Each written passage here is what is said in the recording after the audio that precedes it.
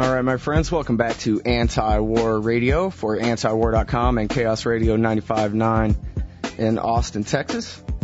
I'm Scott Horton, and introducing our first guest today, John V. Walsh. He's a Green Party guy, I believe, and writes regularly for Counterpunch. Welcome to the show, John. Yeah, it's nice to be here. Thank you. Good to talk with you. And is that correct that you're a Green Party activist? Well, in Massachusetts, we call it the Green Rainbow Party, but it's one of a number of things I'm involved in. My day job is as a professor. I'm a biologist, but I also do some writing for Counterpunch. Okay. And, you know, I've actually enjoyed your articles for Counterpunch for a long time. When I went back looking them up last night and this morning, again, I realized that you'd written some articles that I had really enjoyed in the past that I hadn't made the connection. Oh, thank you very between much. Some of them. So I'm thinking particularly the Book of Rahm. Hopefully we can get to that a little bit later in the show here. But well, that's a really interesting point because probably no one is perfect, but probably the worst president of the second half of the 20th century, in my view, was Truman, and the best was probably Ike.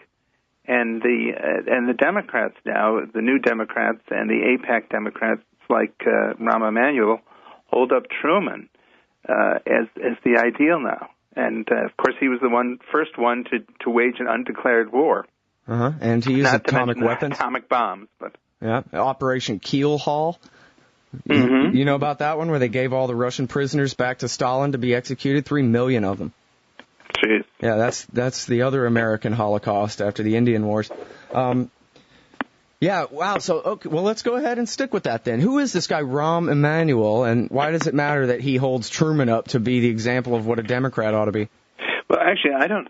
He started out as a ballet dancer. That was his first career. Then he decided he wasn't quick on his feet, so he became a political activist in Democratic circles in Chicago, and then during the first Gulf War, he volunteered for the Israeli army and served for a time there. And no one really knows what he did. He was supposed to be repairing cars in the desert. And then he returned, and he quickly became very influential as a money raiser in the Clinton campaign. And he's sort of been around Democratic circles ever since. And then he emerged as the chair of the Democratic Congressional Campaign Committee in the last election. And he damn near lost the elections for the Democrats because he was really pushing hard for pro-war candidates. And they all failed. And the candidates who won were the ones that Rahm Emanuel was not very happy with, who were at least nominally anti-war. Well, let's backtrack. To me, he represents the APAC in the Democratic Party. He's very hawkish. He wants to. It seems like every candidate is now saying we have to increase the armed services by 100,000 troops. That's one thing he wants to do. Really? And then, I think you'll find that most of them have that in their platform. Hillary Clinton, I know, is called on for that. both sides of the aisle. And, not Ron Paul, not Dennis Kucinich, not Mike Gravel, but, all the rest of them, they seem to be agreeing. And then he also is calling for some kind of national service for all young people. And to me, I don't see why that's necessary, and it can easily turn into universal military service, at the drop of a hat. Sure. So basically, he's a dangerous guy, and he has a lot of influence because he's the money raiser, and he's sort of the counterpart of Chuck Schumer in the House, and Schumer does the same in the Senate. So it's I wrote 3 on Rahm Emanuel. The first pointing out that he was picking anti-war, he was picking pro-war candidates and putting a lot of money into their campaigns. There was a famous campaign where was it? Christine Segalis ran against, the name is escaping me, she was the Democratic primary candidate who was very anti-war, and she ran against a woman who was a vet who had lost a leg in the war. Tammy Duckworth. Tammy Duckworth, that's it. And Mm-hmm. and Rahm Emanuel, and she was pro-war. Emanuel, and not a very effective spokesperson either. Emanuel poured money into her campaign and turned out every Democratic celebrity from Barack Obama to Clinton to you name it. They were Gary Edwards. They were all out there, and with all that, and she just squeaked by. She nearly didn't beat the anti-war candidate, and then of course, because she had nothing that distinguished her from her opponent in terms of war, which was the main issue, she lost the election. Mm-hmm. So, and Emanuel was doing that, so I pointed out the strategy he was pursuing, and then I actually bought his book, which was a miserable little, I mean, it's barely a book. It's two long essays, and there are two authors, and he lays out his vision for America in bold print.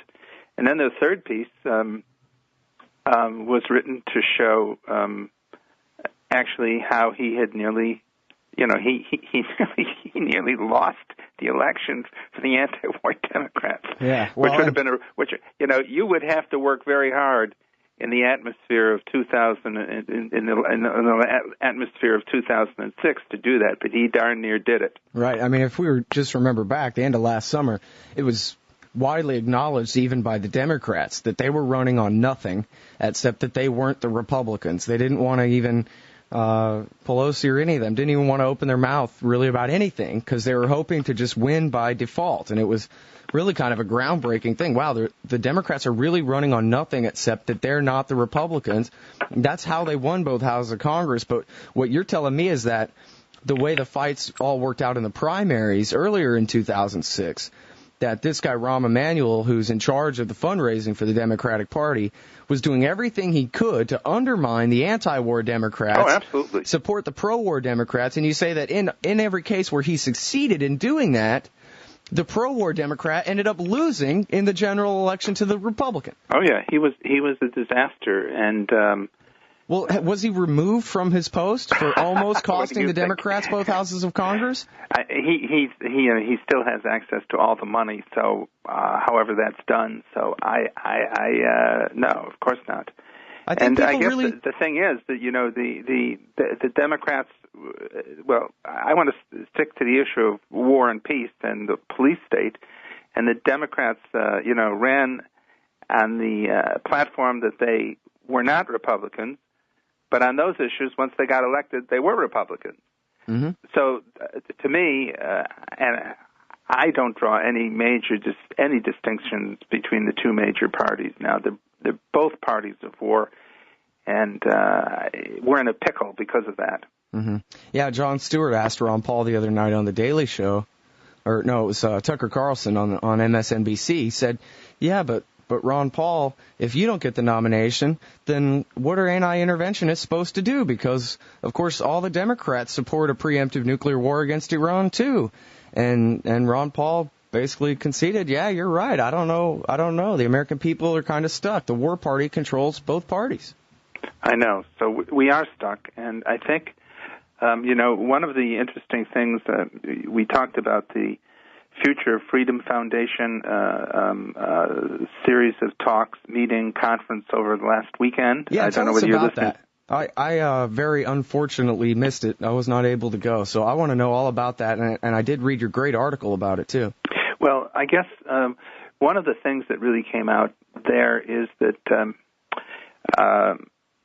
the question of what to do, the libertarian movement has this philosophy of you can call it what you want. You can call it nonviolent civil disobedience. You can call it withdrawal of consent from the governing parties. And that's the way that Gandhi proceeded in India, and I think we almost have to. I don't think we have any other out, and I don't know how we can do that in a way that people might accept that. I mean, I guess what happened in India is the British made it illegal to manufacture or sell any salt except salt that was made by the Brits. And so there was the way they made that and then of course they taxed the hell out of it. And so what Gandhi did was defy the salt tax.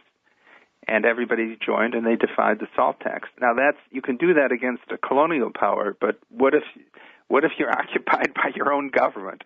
Then what do you do? So I don't know. A lot of people have already sort of done something because the majority of Americans now do not belong to either the Democratic or Republican parties. Right, that's true. Although withholding taxes from them won't work, though, because they'll just print the money out of thin air and borrow the rest from China. Well, they'll print it out of thin air, they'll borrow it from China, and they'll put you in jail. Yeah. So that is not something that most people are ready to do at this point. That's a big, big, big, big step. So maybe there are smaller steps that can be done. I haven't thought of them, but I was very impressed. Robert Higgs, who was one of the speakers at the conference, pointed me to, I said to him, as I mentioned in the article, geez, I said, I don't know how your listeners will receive this, but I said, your theory of the state, the libertarian theory of the state, is like Marx's theory of the state. I said, it's pretty much the same thing. And he said, yeah. He said, Marx had a great theory of the state, just a lousy view of economics. Yeah. And so I pretty much agree with that. And he pointed me way back to, he said, if you want to see some common roots, there's a book by a guy who wrote in France in the middle 1500s, La Boétie, and Murray Roth. There's his book. He has this famous essay. It's in a book form. You can find it on Amazon.com. Murray Rothbard wrote the preface to it. Very nice preface. And this is the first discussion of really a discussion of why the majority consents to the government by a tyrannical few. And he talks about withholding consent and various ways you might do that. So that was really the first, and that apparently has affected a lot of people. And there's also there's not a very accessible, but a great novel called Seeing by this Portuguese writer Saramago, and he put one day, I don't want to go on too long here, but one day the novel begins. It's a rainy day in the capital of a country. It's Portugal, apparently, and it's very rainy, and it's the election day, and nobody's showing up. And then towards the end of the day, all of a sudden, everybody shows up, and they vote, and they go to count the votes, and except for 2 or 3%, they're all blank. And so the government is thrown into complete chaos. They wall off the capital so this doesn't spread. The government flees the capital because they're afraid of what's going on, and all people do is just withhold their vote. And it's comic, it's tragic, but what would it take here for people to? What would it take for people to say, we've had enough. We can't go on destroying our lives, our country, and a lot of the world in this way. I don't know what it would take. I really don't know, but I think we're at the point where we have to begin to think about something like that. Mm-hmm. Well, I think most people, when they give up on the system in terms of, their own ideas of being able to have political power, is it worth it to them to go join the local party and try to have an effect and that kind of thing? I think most people, when they realize just how little effect that they have compared to the people who, well, for example, the corporations on the government's dole, the billions and billions of dollars at stake there, and they realize how little power they have against lobbies like that, I think they mostly just tune out. It's not that they stop caring necessarily, but they just figure if they can live their lives without having to, suffer over it every day and basically get on, it's better to just turn away and drop out. So you don't have them show up and vote with a blank ballot. They just don't show up at all. Yes. Well, one of the things that I had, when you originally talked to me, we were talking about Sudan by email. Right. And I said I had a Sudanese friend who's been a citizen here for 20 years, and she's actually a physician, she despises her government, but she does not like the campaign that's being carried on by Again, the Democrats and Republicans both against Darfur and Sudan. Mm-hmm. But I couldn't get her to come because she's afraid. And so, and if because she's an Arab American. And she is a citizen. She's now, I suppose you call her an Arab American. And she's afraid of what? She's afraid of the American government coming after her? Yeah, she is. For coming on my show. Yeah.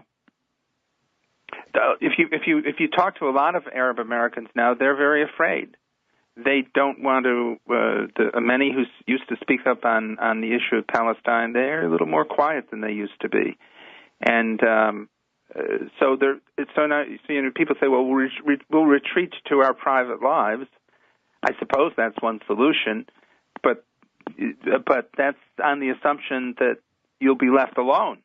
Right. And if they suspended habeas corpus for one American citizen, well, what will they do to the rest of us? And they used to tap people's phones. Now they look at every piece of email, as far as I can see.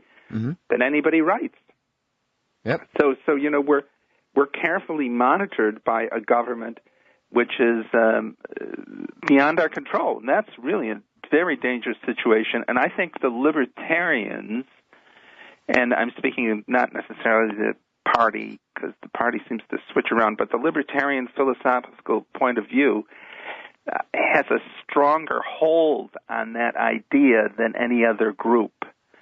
And so that's a great thing about AntiWar.com, that it's brought a libertarian view of the world and the war to a lot of people. Mm-hmm. Well, and you complain in your article that even though the libertarians try to reach out to the left as often as we can, the left won't offer their hand back to us for the most part. Now we get nothing but love from Counterpunch. We get nothing but love from Counterpunch. It's interesting, for example, that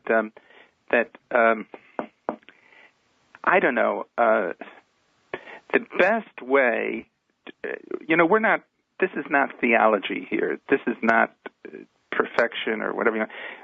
If you're embarking on something serious, then you have to collect all the allies you can. You might not agree with them on everything, so on other things you'll be on other sides of the aisle. As long as we don't kill one another off or put one another in jail in the course of these political arguments, then all is well. But if you're serious about that, you cannot have a lot of preconditions. For example, I have a quarrel, and I work with a leftist group anyway, United for Peace and Justice, but the justice part shouldn't be in there, because their notions of justice might not be somebody else's notions of justice, and then you've already, by that mere word, you've divided up the anti-war movement. Mm-hmm. And I'll tell you, it's not just against libertarians; it's against people on even farther on the left, a group called Answer, that they were very militant on the question of the Middle East, and these people were excluded. And once they were excluded, the newspapers stopped attacking this group I just mentioned, UFPJ, mm-hmm. but they also stopped reporting on them.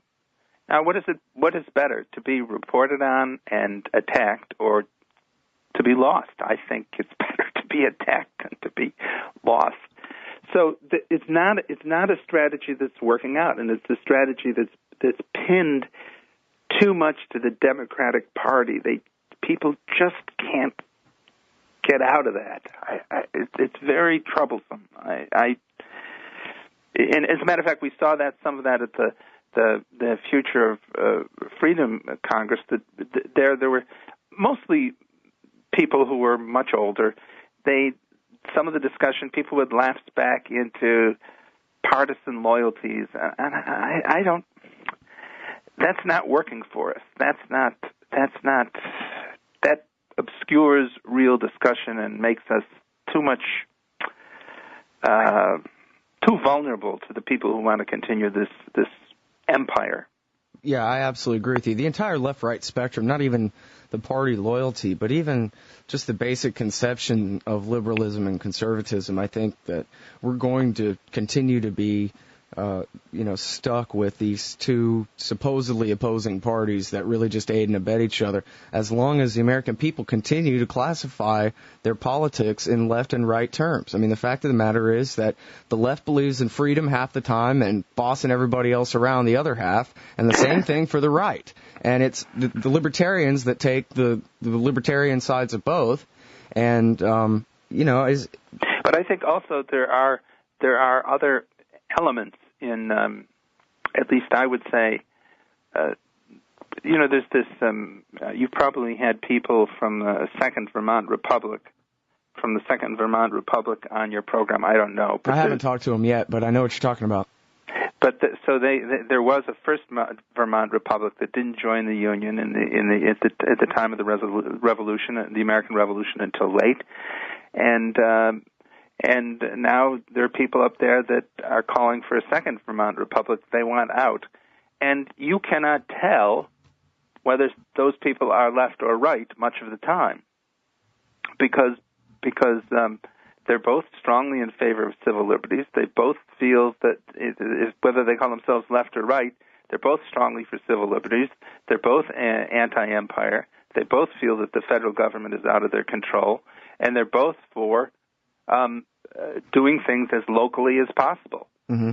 So, what's the difference? Sometimes there's a wonderful, very smart woman in Massachusetts, Carla Howell, who once ran for governor here, and there's an equally smart and politically attractive woman, Jill Stein, who once ran for governor, is green. And frankly, half the time I can't tell their positions apart.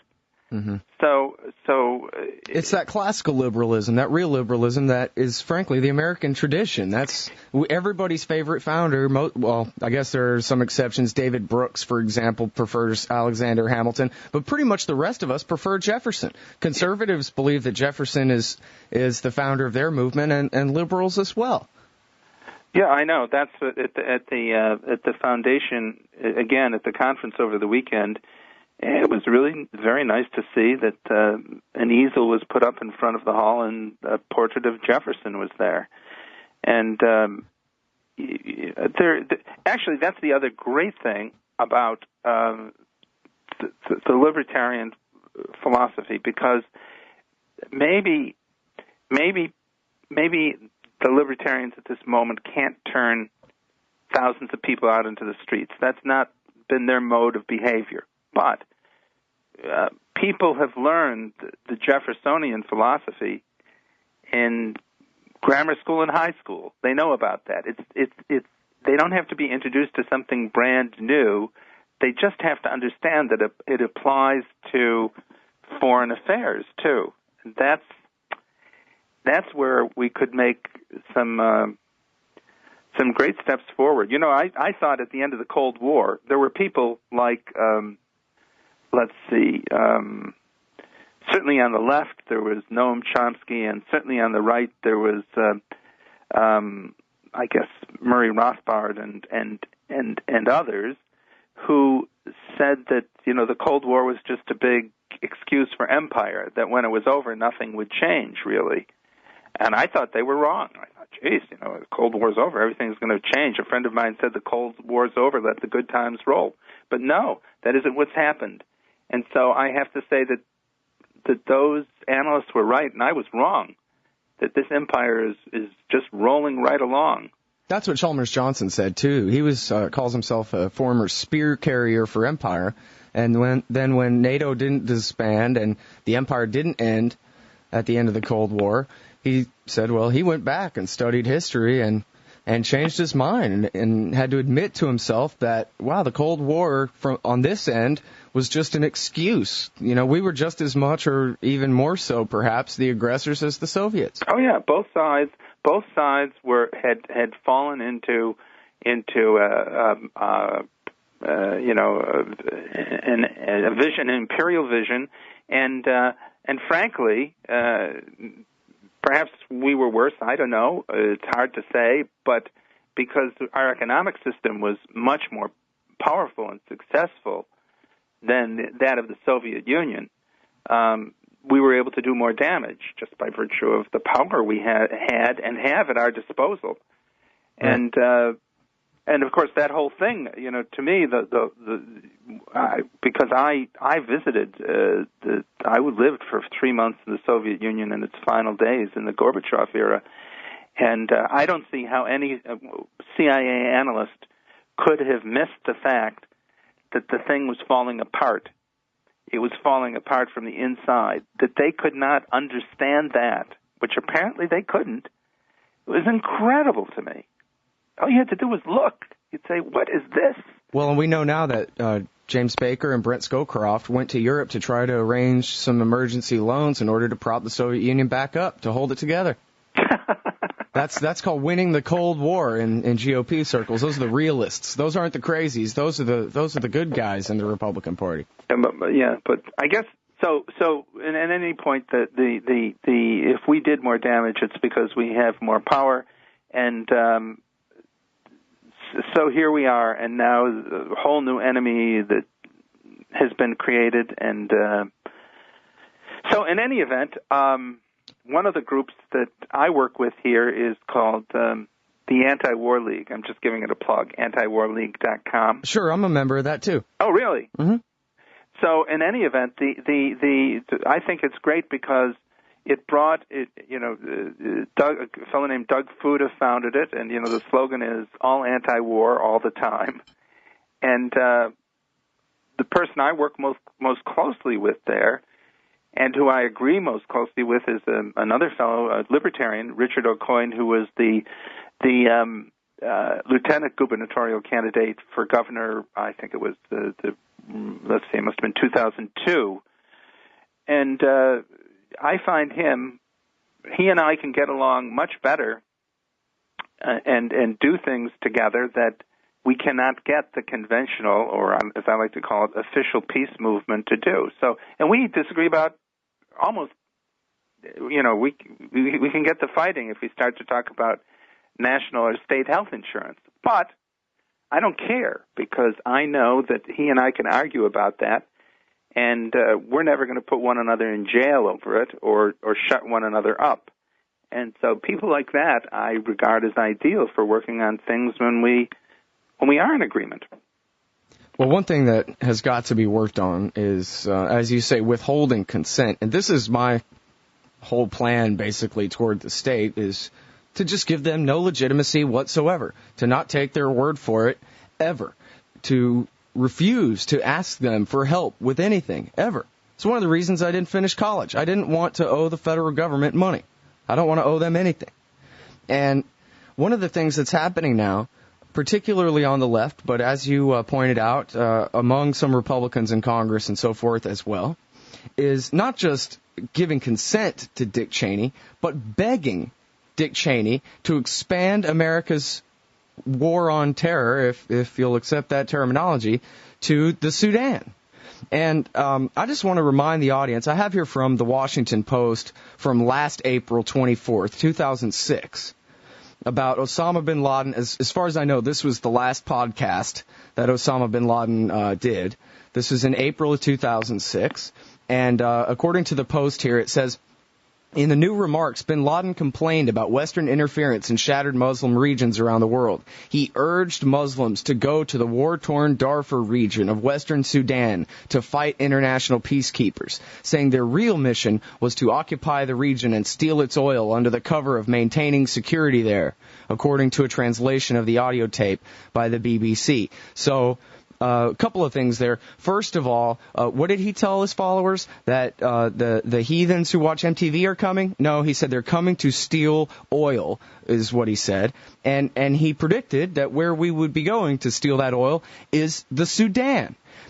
How can it be? How can it be that the American left wants Dick Cheney to expand the war to the next place on Osama bin Laden's list?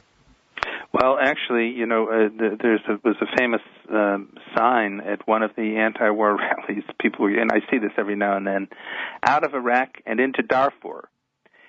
That is not a non-interventionist foreign policy, and I'm afraid that's another point where a lot of the left well, a lot of people in general don't really have at their heart the idea of a non-interventionist foreign policy.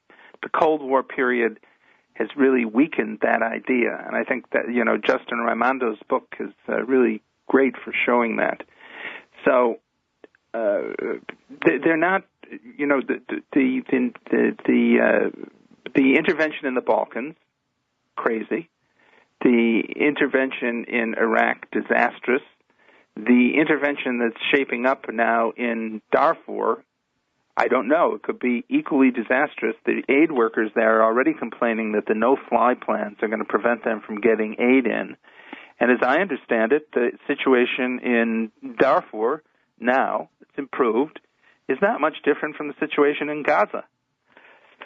So maybe we should have a no-fly zone over Gaza. I don't know. Well, this is what Joe Biden said in the debate. He got all emotional and pointing his finger in the audience's face and everything and saying, we absolutely have to do at least a no-fly zone, if not put, 19-year-olds with M4s on the ground. Yes. Well, my friend from Sudan, as I said, she's a physician and she still has family there. She mentioned that last year, because now the fighting is abated. Actually, most of the fighting now, according to the BBC, is between different factions in Darfur. The main fighting is no longer with the central government. But that aside, she said more people died in Darfur and in Sudan of malaria last year than died in the war. And, of course, the reason is they can't afford. Anti-malarials are now very expensive there. And the reason is that Bill Clinton bombed their only pharmaceutical plant. Oh, thank you so much for not calling it an aspirin factory. Oh, I get it. You're not a right-wing idiot. That's why you didn't call it an aspirin factory. Let's review the facts of that case again. Was it not Daniel Pearl, the Wall Street Journal reporter, who documented beyond any doubt that this was a pharmaceutical plant, that there was no chemical weapons there, and that was it tens or hundreds of thousands or millions of people who died of easily curable diseases because the main antibiotics factory for sub-Saharan Africa was destroyed by Bill Clinton that day? Absolutely. And the striking thing is you would think that once that came out, that the United States would have apologized. And if we want to do something for the people of Darfur and Sudan, you'd think we might pay reparations to rebuild that factory. But that's never happened, and to me, that's really quite amazing. It's probably far worse than anything Gaddafi ever did, blowing up airplanes. So that's a sore spot, and I can imagine how people, how do the people of the Sudan feel about that? I mean, how can they? Oh, I'm sure they've forgotten it a long time ago. Oh, yes. And of course, so you really can see that this policy of the United States has some consistency, and because of two factors, because of the strength of the military-industrial complex, and I think the industrial side is the worst part of it. The military actually seem to be a little wiser than the industrial and the philosophers of war that inhabit the upper reaches of the Pentagon. So the military-industrial complex and APEC, two things running together, are making it very, very difficult for us to extract ourselves from the position we're in. Maybe, I don't know, maybe the empire will fall apart because it'll just collapse out of indebtedness, but I don't think anybody wants to see that. No, certainly not. I mean, the best way to end an empire, I think, is to just bring your troops home and, hope that you don't lose your republic at the same time you're giving up your empire. Try to keep everything cool. I don't want revolution. I want repeal and decentralization in a slow and peaceful manner. Same here. Till we can get back to the Articles of Confederation, at least. Well, I'm not. I'm happy with the original Constitution. I'll settle for it. I'll go with that. I'll settle for the Constitution. Hamilton's plot. And let's talk about the Iraq War, too, in the last few minutes here. Is it not the case that Nancy Pelosi and Harry Reid and the Democrats in Congress now own this war, that this is their war? Oh, they've owned it from the very beginning. I mean, I think people forget, and I think we always need, the history of this is, okay, Bush, clearly the impetus for this is the neoconservative cabal, and they've called themselves that. They got us. This was their design. We all know that from the beginning. But in October 2002, the Senate was controlled by the Democrats, and it was the Democrats that voted. Well, there were 23 votes, I believe, against the war. But the really chilling thing, and I think it was 2 Republicans in the Senate voted against the war, and 21 Democrats, whatever it was. But if you look at that, and actually, at that time, Senator Byrd tried to filibuster against the war, something that people have forgotten, and he managed to get 26 votes.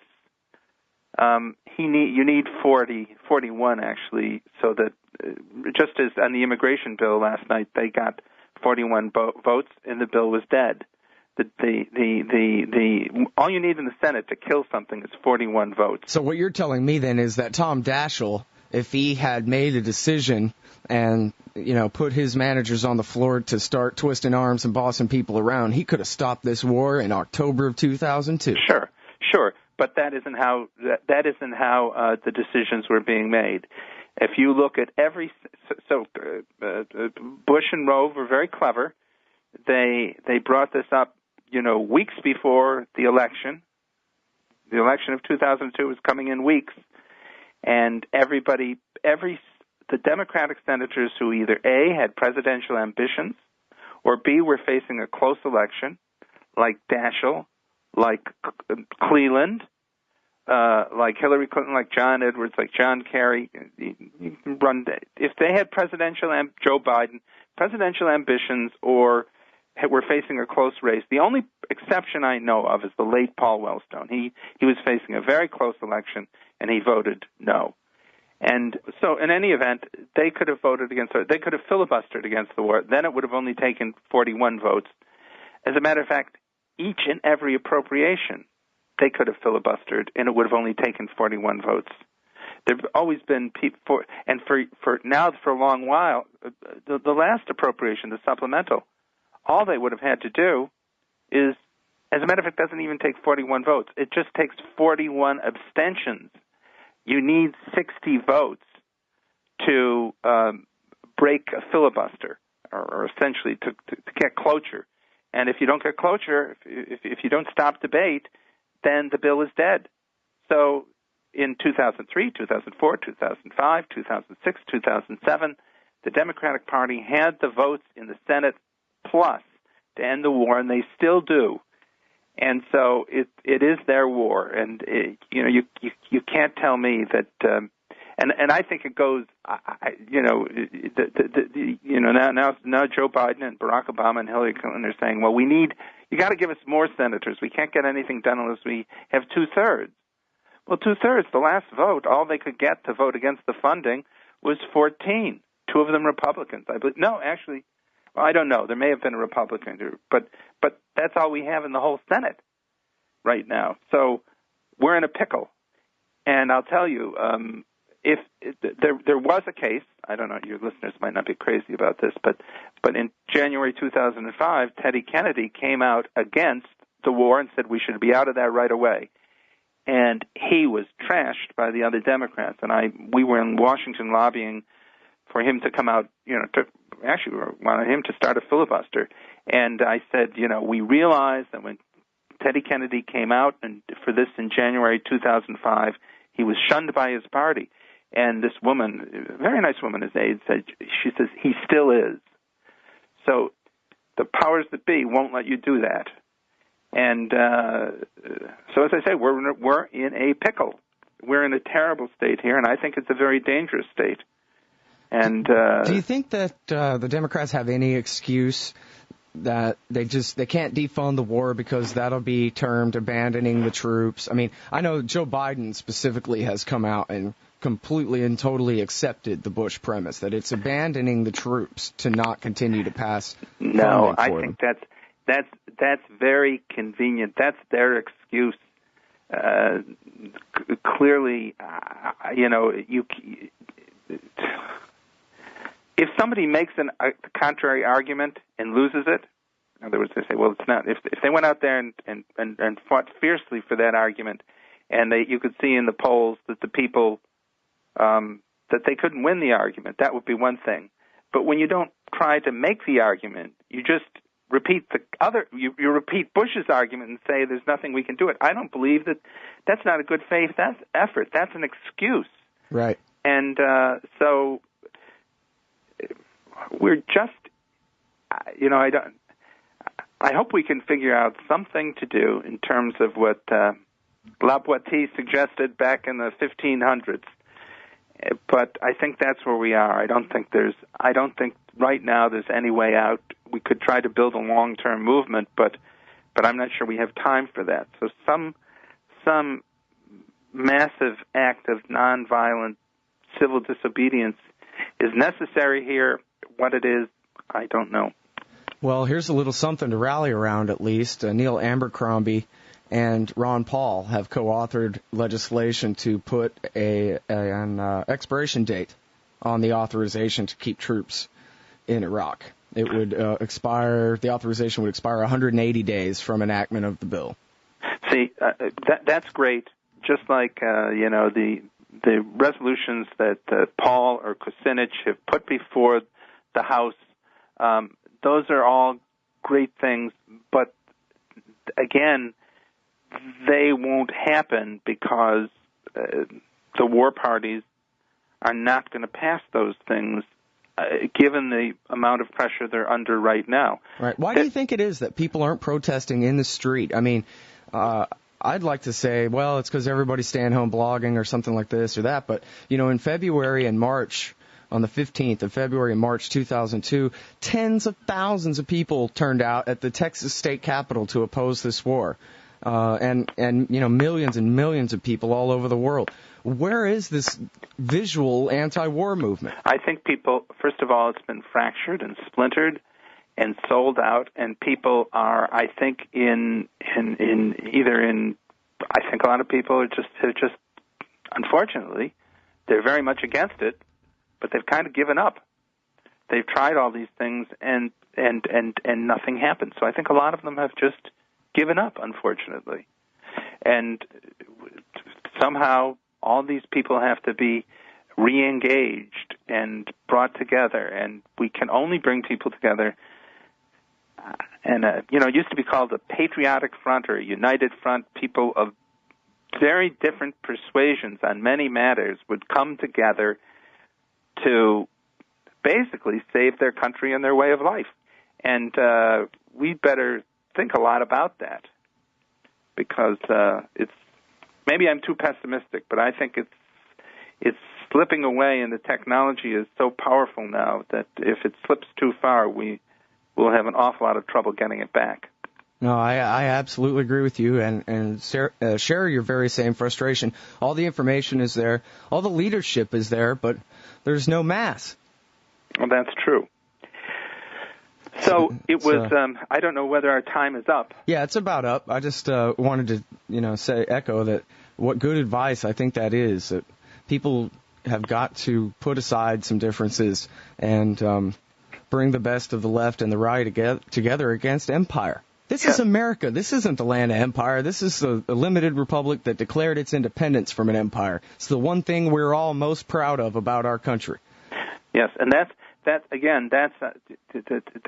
a very good thing that in our history that we did, that we are an ex-colony, and actually, we share that with some of the up-and-coming powers. I mean, we have more in common historically in that way anyway. Sure, and with the people we're dominating now. We have that in common with the people of Iraq.